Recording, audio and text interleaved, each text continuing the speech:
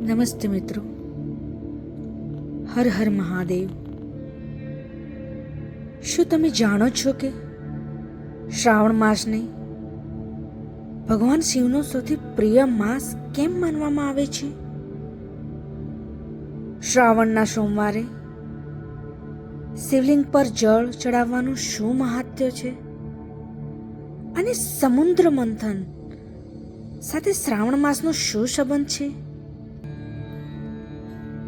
આજે આપણે જાણીશું શ્રાવણ માસનું પવિત્ર મહાત્મ્ય, તેની પાછળની પૌરાણિક કથા અને શ્રાવણ દરમિયાન કરવામાં આવતી પૂજા ભક્તિનું મહત્વ. શ્રાવણ માસનું મહાત્મ્ય. હિન્દુ ધર્મમાં શ્રાવણ માસને અત્યંત પવિત્ર અને મહત્વપૂર્ણ માસ માનવામાં આવે છે. ગુજરાતી પંચાંગ મુજબ શ્રાવણ માસ સામાન્ય રીતે ચોમાસાની ઋતુમાં આવે છે. આ માસ ભગવાન શિવને વિશેષ પ્રિય છે. શ્રાવણ માસ દરમિયાન ભક્તો ઉપવાસ, પૂજા, જાપ, ધ્યાન, દાન અને ધાર્મિક કથાઓનું શ્રવણ કરીને ભગવાન શિવની આરાધના કરે છે. આ સમગ્ર માસ ભક્તિ, પવિત્રતા, સંયમ અને આત્મશુદ્ધિનું પ્રતીક માનવામાં આવે છે. શ્રાવણ માસ સાથે ભગવાન શિવનું વિશેષ જોડાણ છે. શિવજીને અભિષેક કરવો, શિવલિંગ પર જળ, દૂધ, બિલ્વપત્ર, ધતૂરો વગેરે અર્પણ કરવું અને ઓમ નમઃ શિવાય મંત્રનો જાપ ખૂબ શુભ માનવામાં આવે છે. ખાસ કરીને શ્રાવણના સોમવારનું વિશેષ મહાત્મ્ય છે. સોમવાર ભગવાન શિવનો દિવસ હોવાથી શ્રાવણના સોમવારે શિવ મંદિરોમાં ભક્તોની મોટી ભીડ જોવા મળે છે અને લોકો સોમવારનું વ્રત રાખે છે અને આખો દિવસ ભગવાન શિવનું સ્મરણ કરે છે. શાસ્ત્રોમાં સમુદ્ર મંથનની કથા સાથે પણ શ્રાવણ માસનું મહત્વ જોડાયેલું છે. દેવો અને દાનવોએ અમૃત મેળવવા માટે સમુદ્ર મંથન કર્યું, ત્યારે અનેક રત્નો સાથે ભયંકર વિષ એટલે કે હળાહળ બહાર આવ્યું. આ વિષથી સમગ્ર સૃષ્ટિનો નાશ થવાનો ભય ઊભો થયો. ત્યારે ભગવાન શિવે સૃષ્ટિની રક્ષા કરવા માટે તે વિષ પોતાના કંઠમાં ધારણ કર્યું. તેના કારણે તેમનો કંઠ નીલવર્ણ થયો. તેઓ નીલકંઠ તરીકે પ્રસિદ્ધ થયા. એવી માન્યતા છે કે આ પ્રસંગ શ્રાવણ માસ સાથે જોડાયેલો હોવાથી આ માસમાં ભગવાન શિવને જળ અર્પણ કરવાનું વિશેષ મહત્વ છે. શ્રાવણ માસમાં જળાભિષેક કરવાનું પણ એક સુંદર આધ્યાત્મિક રહસ્ય છે. ભગવાન શિવે વિશ્વને બચાવવા માટે વિષ પોતાના કંઠમાં ધારણ કર્યું હતું. તેથી ભક્તો શિવલિંગ પર જળ ચડાવીને શિવજી પ્રત્યે કૃતજ્ઞતા વ્યક્ત કરે છે. જળ શીતળતાનું પ્રતીક છે. તે મનની ઉગ્રતા, ક્રોધ અને અશાંતિને શાંત કરવાનો સંદેશ આપે છે. શિવલિંગ પર જળ ચડાવતી વખતે મનુષ્યએ પોતાના મનને પણ શુદ્ધ અને શાંત કરવાનો પ્રયત્ન કરવો જોઈએ. શ્રાવણ માસમાં બિલ્વપત્રનું પણ વિશેષ મહત્વ છે.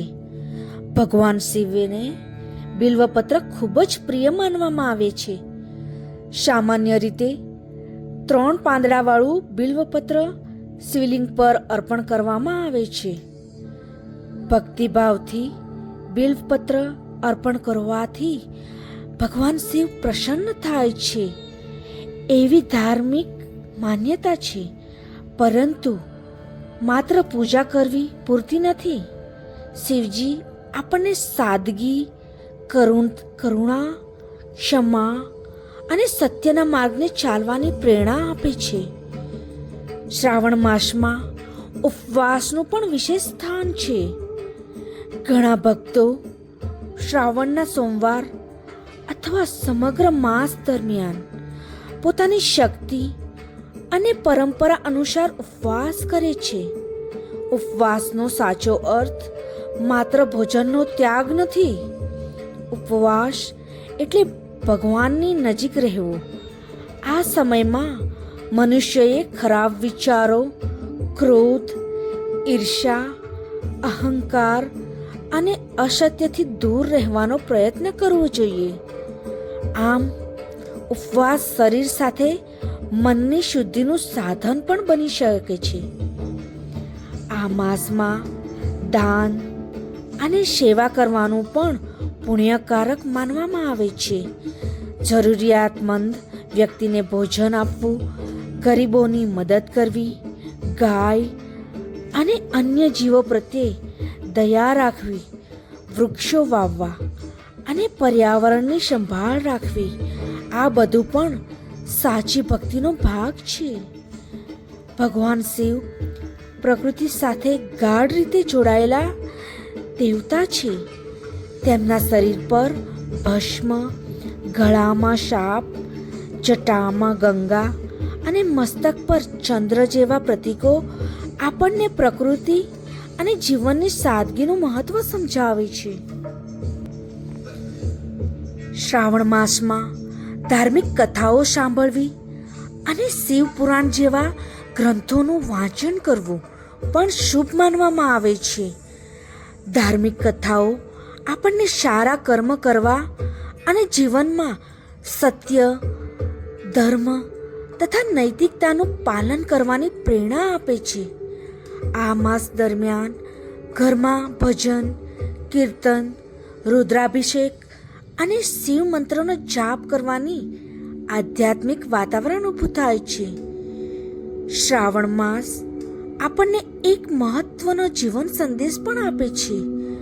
ભગવાન શિવને ભોળાનાથ કહેવામાં આવે છે કારણ કે તેઓ સરળ અને નિષ્કપટ ભક્તિની પ્રસન્ન થાય છે એવી માન્યતા છે. તેથી ભગવાનને પ્રસન્ન કરવા માટે દેખાડો કે વૈભવ કરવામાં સાચી શ્રદ્ધા અને સારા કર્મ વધુ મહત્વ છે.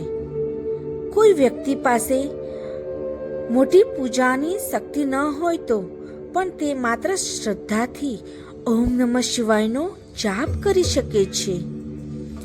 આ રીતે શ્રાવણ માસ માત્ર ધાર્મિક વિધિઓ કરવાનો સમય નથી, પરંતુ પોતાના જીવનને વધુ સાત્વિક અને શાંત બનાવવાનો અવસર છે. આ માસમાં આપણે ભગવાન શિવની જેમ મુશ્કેલીઓનો સામનો ધીરજથી કરવો, બીજાઓ સાથે કરુણા રાખવી, અહંકાર છોડવો અને સત્યના માર્ગ ચાલવો જોઈએ. ભક્તિ સાથે સેવા, સંયમ અને સદાચાર જોડાય ત્યારે શ્રાવણ માસનું સાચું મહત્વ સમજાય છે. અંતમાં કહી શકાય કે શ્રાવણ માસ ભક્તિ, શ્રદ્ધા, ત્યાગ, સેવા અને આત્મશુદ્ધિનો પવિત્ર માસ છે.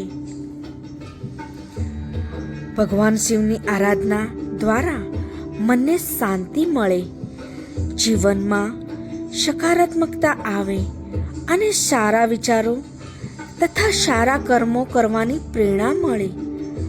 આ જ શ્રાવણ માસનો મુખ્ય સંદેશ છે.